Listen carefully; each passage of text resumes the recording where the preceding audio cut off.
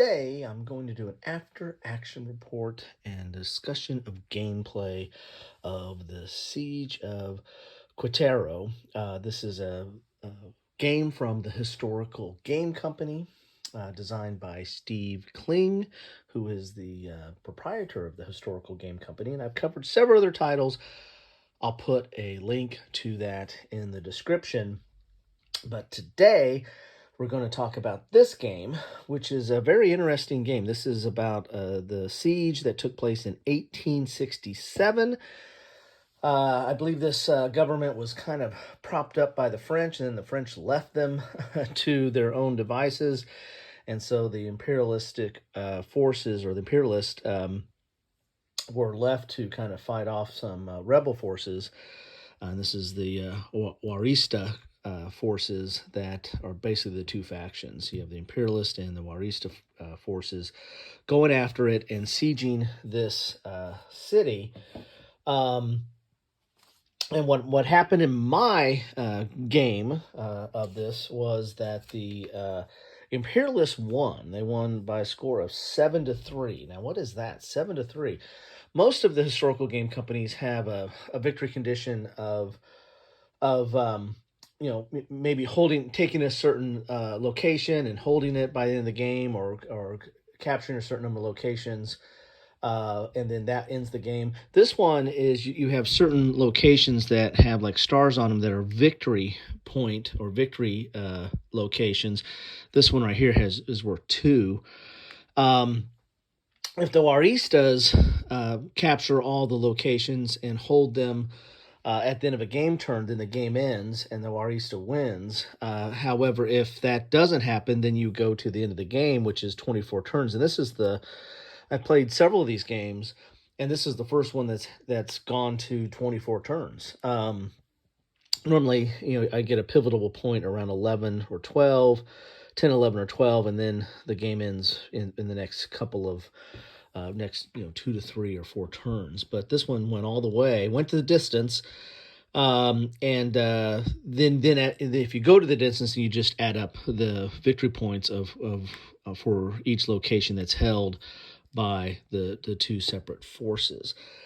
So very interesting game in that regard. As I have to say, the core system for the Historical Game Company games is, you have these cards that you're going to play.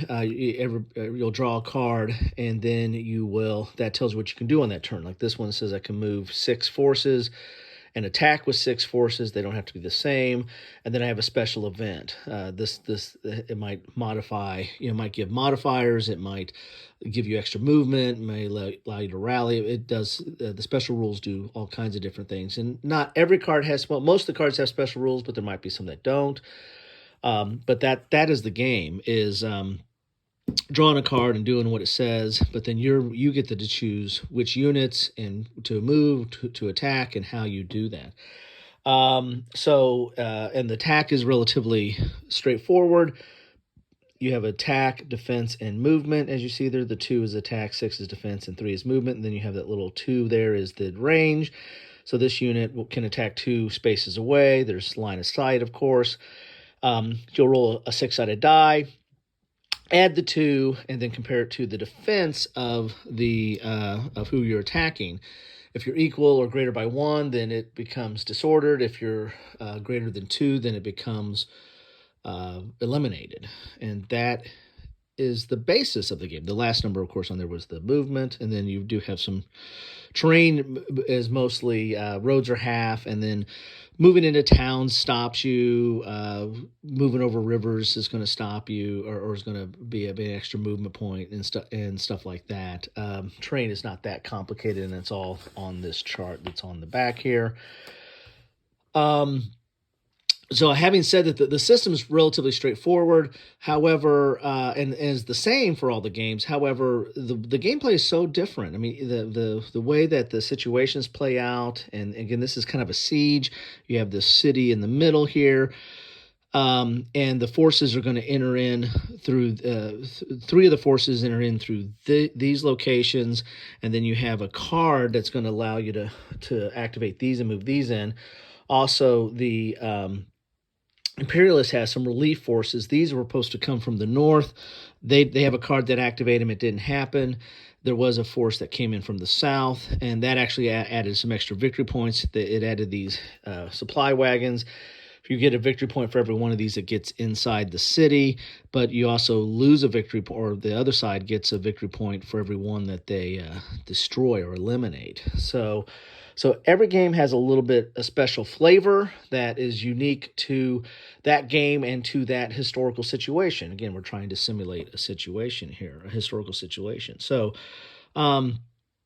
I like this. The way this started out. The Walrus kind of overwhelm, and they were actually making some inroads. What really kind of saved the day was getting that relief force from the south that was able to take some territory back and push these guys back. As you can see, there's a lot of eliminated units. The Imperialists didn't have that many eliminated units for quite a bit of the game. I mean, they lost their first unit, I think, on 7 or 8, and then really were held out and started losing most of their units right around the 15 to 18 mark is when they lost most of these. They held out relatively strong and were fighting off the Walrus really well.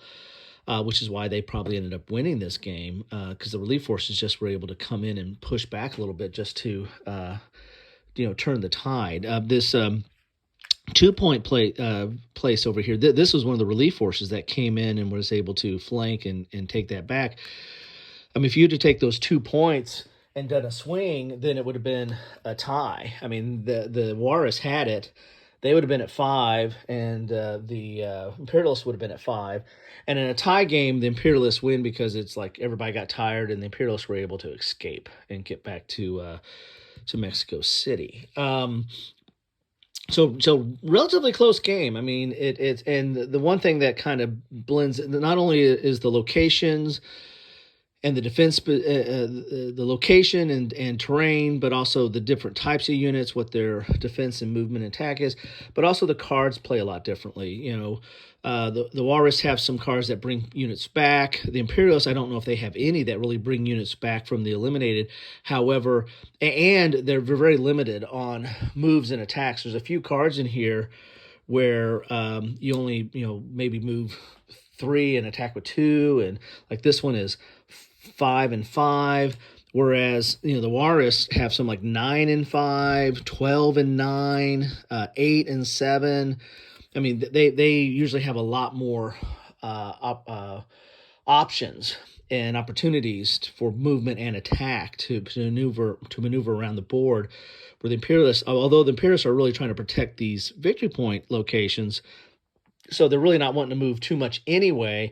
But they really don't have the same ability to react to situations that the Walrus do. So anyway, that is what I have for you today. We're still enjoying these games. They set up quickly. They learn fast, and they play equally fast. They do not outstay their welcome, and they don't take up a lot of space, and all that is. And you also get a feel and a flavor for the historical situation. So well done.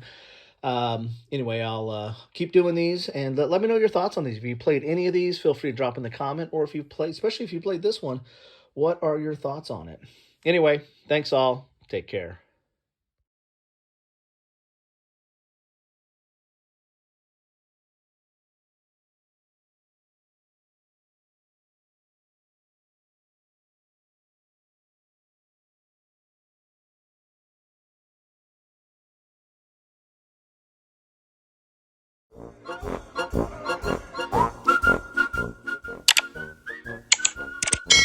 Thanks for watching.